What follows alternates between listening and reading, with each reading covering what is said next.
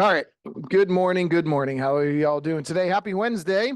Sorry for this delay. We love electronics. All right. So today I want to talk about some just so overall stats, things that are going on around us. We need as much information as we can as we navigate through everything that's going on and all the things that we are facing. So let's go ahead and just jump in and get started. I want to go and first start off with something that was just released yesterday from the VA, VA updates. So we're going to be getting, there's going to be updates coming along for the next probably 2-3 months, probably even more than that. You're going to see a lot of things changing, a lot of things coming out, people saying this, that, and the other. The VA made an update based on the current commission agreement and the current settlement. It was that buyers must sign a representation agreement. The buyers will be able to pay their agents or will pay their agents, can get paid. Their agent can get paid from many different ways, but the buyer must sign an agreement saying that they agree to pay, and then they will get credited from a brokerage or a seller. So they don't have to pay their agent if it's possible.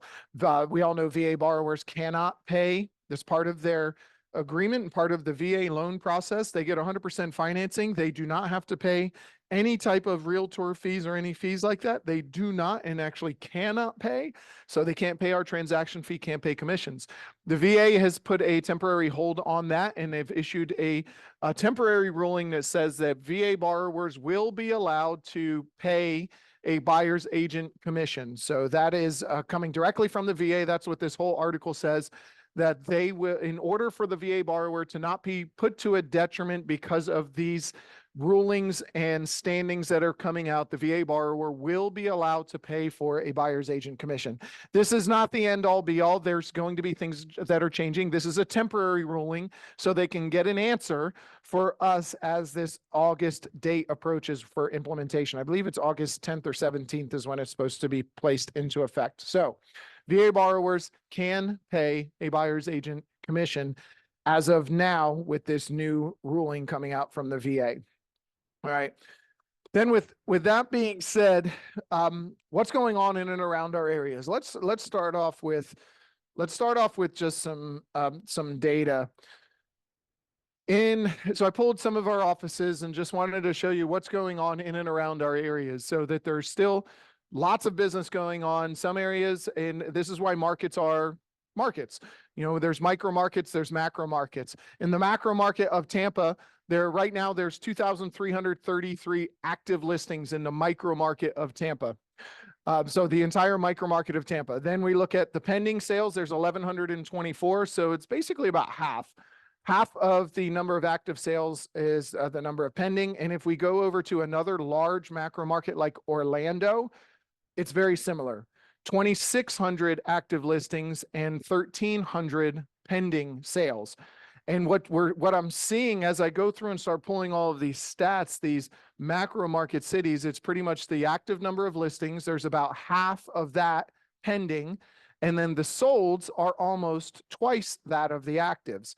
Tampa, 2,333 active listings, sold 4,400 sold in the last 6 months. And just trying to get an idea of what's going on in some of our larger markets. Same thing in Orlando, 2,600 active listings, 4,400 sold in the last 6 months. When we look in some of the smaller markets, the more micro markets like Apollo Beach, you're looking at 371 active listings, 116 pending. So it's about a third of that. Instead of half, it's about a third. And then the solds are just about 30% more instead of double. And that's kind of a trend that I'm seeing across the board. So what does that mean? It means that our active inventory is up in most areas. Our pending sales are still happening, and that the solds are pretty well in line. We're only about 5 to 10% below what they were the previous year. So in some of these stats, I saw previous 12-month sales. So our previous 12-month sales, not from June till the previous June, I'm talking June of 23 till June of 22, going backwards.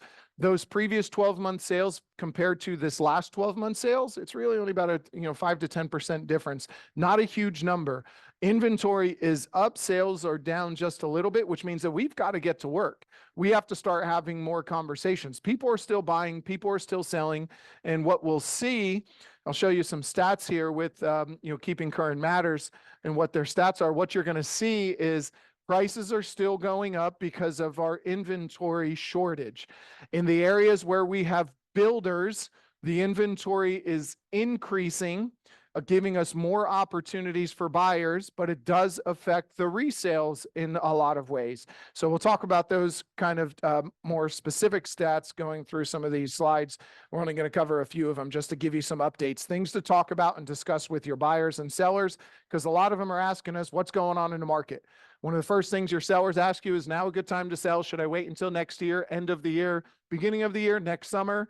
How's the summer season? I know it's starting to rain. We got raining, kids go back to school. Buyers are asking what's going on with interest rates, what's going on with inventory. Can I get a good deal?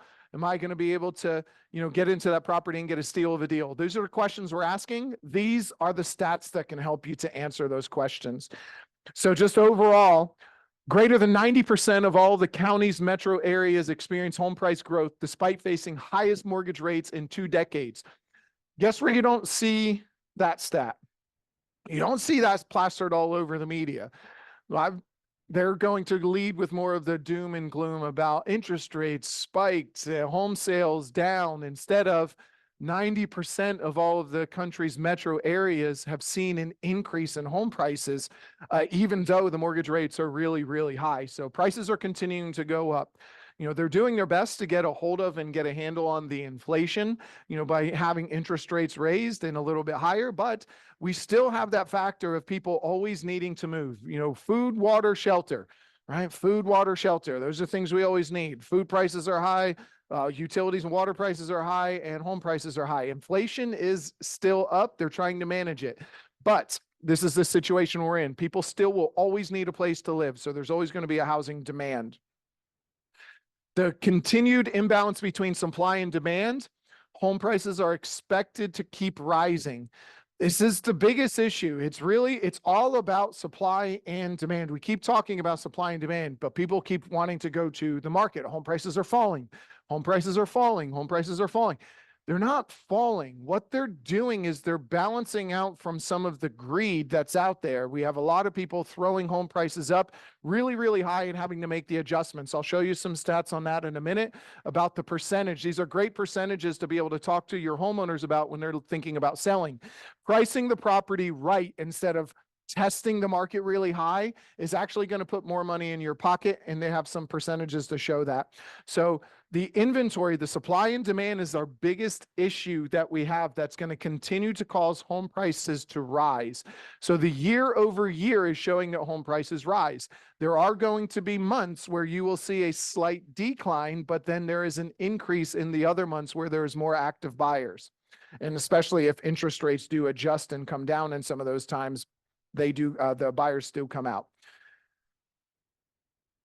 Again, the current market, rising prices, direct result of insufficient housing supply not meeting the full demand. There is such a demand for housing. You're looking around everywhere you go, you are seeing apartments, multifamilies, single families, communities. There is stuff being built all over the place. They're trying to meet that demand. They're trying to fill the inventory gap that we have and meet the demand of the buyers that are there, because it's a very large gap. We don't realize how big that gap actually is. And currently, inventory is increasing year over year, but is still well below pre-pandemic levels. So this is just showing us, based on last year, 2023, we have a 38% increase in the amount of inventory from last year in 2023. So 38% more inventory right now than last year. That seems like that should fix all of our problems, right? But we keep forgetting that the inventory was so low in 2020, 21, and 22 that any increase is really just putting us back in the right direction, not solving the problem. It's moving us towards a solution, but not actually solving it. Because in 2019, we had 36% more inventory than that. So we are still 36% short compared to what the inventory was in 2019. So it's still it's still the biggest issue that we have. And you can see that right here. In 2019, we had 1.1 million homes on the market, almost 1.2 million homes available, active inventory. Right now, we still only have 790,000. That's still over 300,000 homes, almost 400,000 homes. That's basically 10% of the amount of homes that sold last year. Last year, we did about 3.9 million home sales, 4 million home sales. So we're about 10% of the entire inventory of home sales from last year. That's how low we are in inventory. So we need a lot more inventory coming on this market. That's why our focus is always and should always be on listings. We can solve a lot of the issues we have for our buyers, for the market, for pricing, for interest rates, for everything by creating more inventory and giving more people opportunities and more homes for them to purchase. Inventory has continued to improve, so we're on the steady increase. And you can see here the year-over-year inventory. Look how much of an increase Florida has, a 70% year-over-year increase in inventory. So nationally, we're up 38% across the country from last year. Florida has a 70% increase. Some have a decrease, but Florida has a 70% increase. Why is that? How are we able to create such a large increase in the amount of inventory that we have? What causes that? Somebody want to chat in and tell me what's giving us that huge increase in inventory right now? So sellers continue to list their homes in high numbers. This May, as newly listed homes were about 6.2% above last year's level. Okay, what is that? Some of it is new builders. The majority of that is going to be new builders because so I set up a hot sheet for all of our just this area, this surrounding area that we are in. So I keep everything like basically Tampa, Zephyrhills, Brandon, all the way down into Parrish, into Ellenton, Wimauma, Ruskin, Lithia. And I just want to see the new stuff. And it just gives me an idea of how much is coming on the market. So for example, 2021, 2020, 2021, 2022, anytime I hit my hot sheet, which gives me all of the new listings from the last time that I clicked on it, basically, last time I clicked on it was 8 a.m. If I click on it now and there's 20 new properties that hit the market in that area, it would show me 20. So in 2021, it was only showing me 1 to 4 homes at a time. I would click on it throughout the day. So in one day, I would barely see maybe 20 to 40 homes come on the market in a day. Now, every time I click on that multiple times, 5, 6, 7 times throughout the day to see the new inventory and what that count is, it's anywhere between 20 to 30 each time. So, and a very, very high percentage of them, especially in this area here, I would say at least half of them are new construction because they're putting tons of inventory on the market for us. So that has been a huge, huge increase in this area specifically. And I know a lot of other areas. So we have more new builds here in Pinellas than I've seen in the past. Correct, exactly.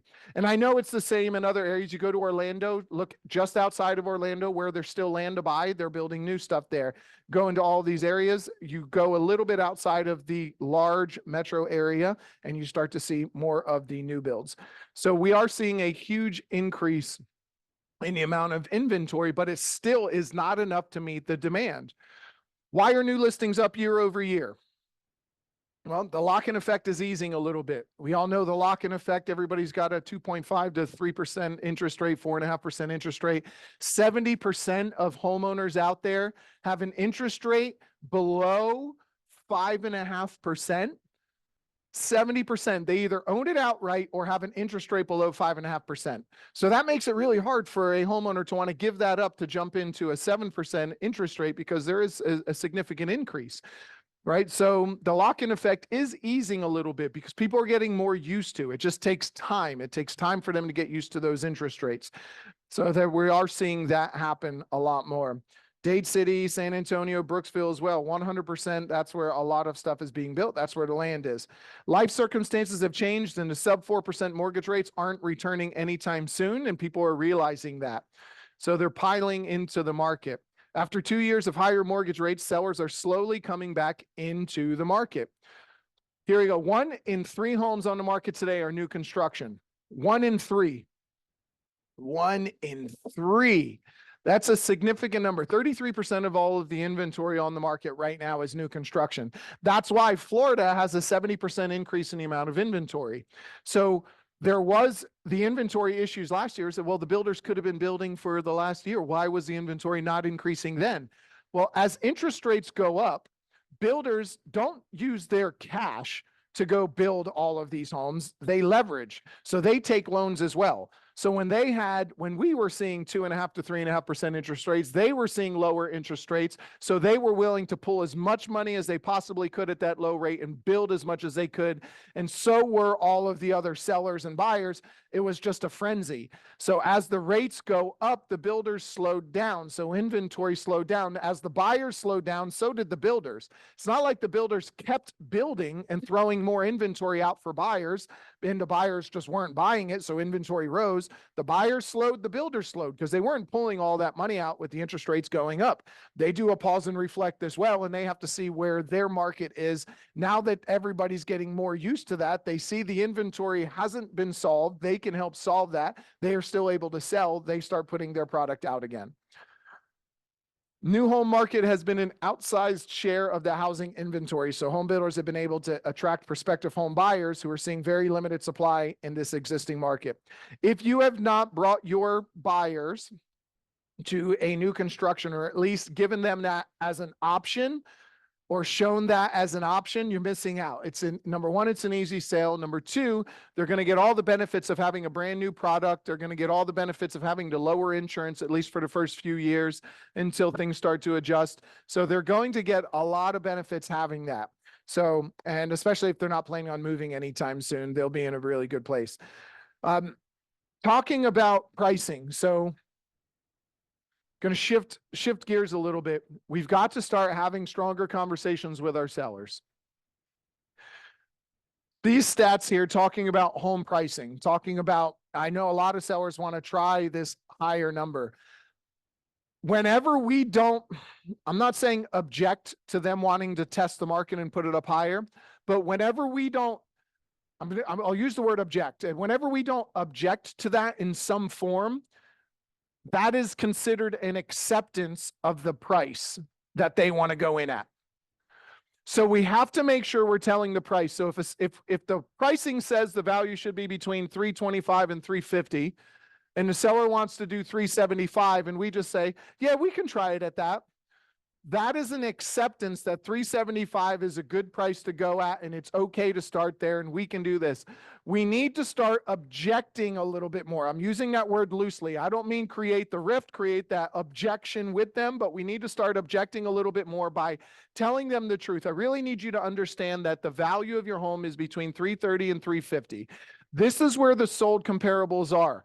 But if we look at the pending sales, the pending sales are showing us that they're in the lower end of that 330, 335, 340. And when those close, they might even be a little bit lower. 375, where I understand, and I'd love to see you put more money in your pocket, and I'd love to be the reason we put more money in your pocket, might not be the best choice. So what I would like to do is create a strategy with you. Any homeowner, no homeowner is going to object to you wanting to implement a strategy to get their home sold. Most of them think that we don't have a strategy. Most of them think it's put it on the market, price it, put it on the market, put a sign in the yard, and pray that it sells. So whenever you do bring a strategy to them, they will be very receptive to it. Whether they agree to it or not, they're going to see that you're working in their best interest. So putting a strategy in place, 375, whereas I think that's a little high. I think we're going to have some concerns with the price. I need you to understand that. If the property doesn't sell at 375, we get no showings, no offers, no calls, no interest. I need you to really just take a good look and understand that the reason it's not selling is going to be price. We're going to come back to this conversation. I'm going to have you sign the pricing presentation that we have right here showing the range is 330 to 350. Seller is choosing the price of 375. I want them to sign that. And then I want to have a strategy. I just want to have a strategy with you. So after the first 7 days, 14 days, 21 days, however many days you guys agree to, whatever works, if the property is not under contract or we don't have any showings or any offers or any views within this many days, the price will be reduced to 365, 360, 350, whatever you can get them to agree to, but put a strategy in place. If you need to do multiple strategy drops, price from 375 to 365, 365 to 355, 355 to 340. We'll sit at 340 until we see what's going on, and then it's up to you. As long as you're okay with your home not being the next home to sell, I'm okay with that as well. But if you need to sell and it needs to sell now, then we need to take those proper steps. And that's what this strategy is going to implement. So we just need to have those conversations with them. So, and here's why. We found that the US as a whole, homes that sold more or less as soon as they hit the market had sale prices that were only about 1% below list price. So a home selling immediately still sells about 1% below list price on average. So if it sells immediately within the first week to 2 weeks, 1% below. $500,000 home, $5,000 below. Really simple. So pricing it right is going to generate a sale on average about 1% less. While homes that are on the market for about 2 months sold at 5% below the original list price. So if we sit on market for 2 months and say we have a home in, let's just say the range is 490 to 510. And we want to start on the high end of that. Even though the pending sales buyers are showing us they want to be between 490 and 5, we want to be at 510. What's 5% of 510?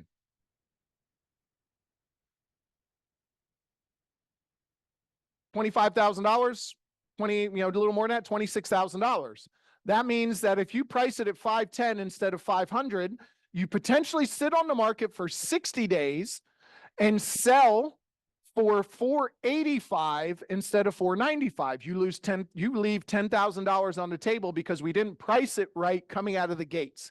We didn't price it like the buyers were showing us that they were willing to pay between 490 and 500. That's where they were willing to be at, and we could have sold it at 495 potentially. This is what the data is showing us. So pricing it on the high end generates a sale in 60 days that's 5% less, so 485, instead of pricing it on the middle or low end and generating a sale $5,000 less at 495. Okay, now let's look at the last price. So anything that sits on the market for a while. Homes listed for the longest amount of time. 11 months on average, which means more than likely six to 14 months, 8 to 14 months. Homes that sit on the market for that long fared far worse, selling at 12% below the list price. So let's just say that buyer wanted to start off, let's say they wanted to start off at 530. Let's say the 530 mark. What's 530,000 times 12%? You're going to sit on market for, on average, 11 months. So probably between 8 and 12 months. And you're going to sell for 12% less. What's 12% of 530? $63,000. So that means you're going to sell for 467 instead of 485 or 495 because you wanted to start at 530 instead of pricing it where it should be at 500. These are really, really powerful stats to be able to show to someone. 1% lower if we price it right. 5% lower if we price it a little bit high. 12% lower if you're way out of the ballpark and we don't make adjustments immediately, which is why I want to put a strategy in place. So we really want to understand how the market is reacting right now to homeowners who are putting their home on overpriced way above. I'm not saying we can't try it. I just need to make sure that you tell them the truth when they want to be $30,000, $40,000, $50,000 above. They know what the consequences are. And we recommend and put a strategy in place and have them sign something that says the price range is here and the seller is opting to list here. Just have them sign it. It will go a very long way when they have to take responsibility for their decisions, because if we don't do that, what we are doing is accepting that that is an okay strategy to start that high. It's not okay. I need to make a decision whether we're going to do it or not. And it's fine. We'll do that, but I need you to understand it's not okay because you might stand losing about 12% if we go way too high. So pretty crazy stats. So We're starting to see more price reductions because a lot of homes are currently listed at aggressive prices to test the market. No seller wants to leave money on the table. And the recent boom in real estate has given many hopes of cashing in on possibly their biggest asset, their home. But sales prices are based on what a buyer is willing to pay, which does not correlate to what the seller has in mind for what they want to get. What has no bearing at all on how much you're going to make? How much you want to make. Has no bearing. What you need to get out of this home, what you want to get out of this home, what you're hoping to get out of this home has no bearing on what the buyer is willing to pay for this home. So those are just some strong, powerful points to be able to give them. So my advice, have weekly updates. Absolute must for home sellers. Even if you're trying to get a listing, weekly updates. If you give them weekly updates during the courting process to try to get their listing while you're working on their listing or while they're thinking about listing between now and 3 months or 6 months from now, weekly updates letting them know who's come on the market, who's went under contract, where the pricing is going, what's happening with interest rates. They're going to see that you're a professional, that you stand out. While you're under contract, weekly updates. While you're on the market, what's going on around us? Who else listed a property? Who else sold a property? Where the pricing is going, how many showings did we have, what's the feedback.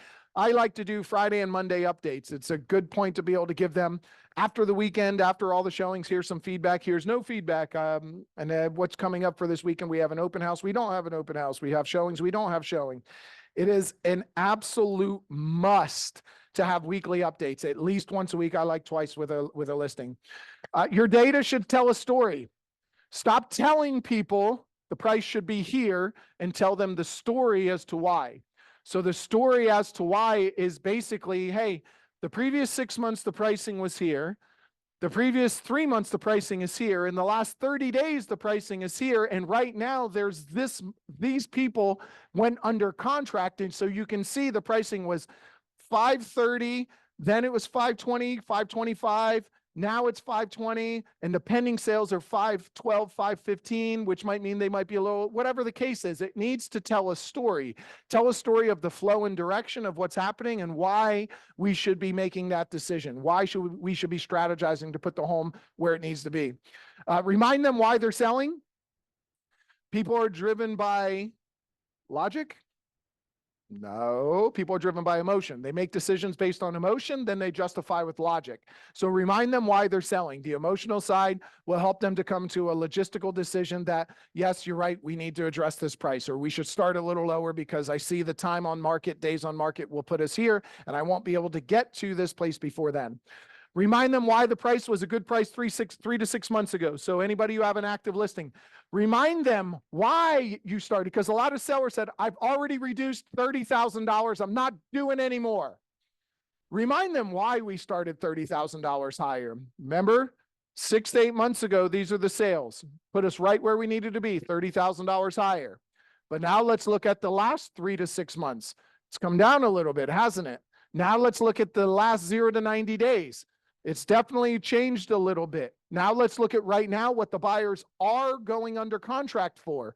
So this is why I understand you've already reduced $30,000, but for good reason, because you've been trying to get to here by this time to be closer to these people or to stop driving 2 hours to work so you can spend more time with. And because other buyers have decided that they want to do this, so we have decisions to make as well. We either want to be the next to sell or we don't want to be the next to sell. And I'm okay with either one. You just need to tell me what you want and I'll tell you how to get there. So having those conversations. Remind them why we made the price adjustments. Again, show them the story. Tell them the story why we did that. And then show them the current pending sales like we already mentioned. All right, 9:31. It is a happy Wednesday for all. I hope you guys have a wonderful Wednesday. If you need anything, feel free to reach out to us. We are always available for you. Have a wonderful Wednesday afternoon today.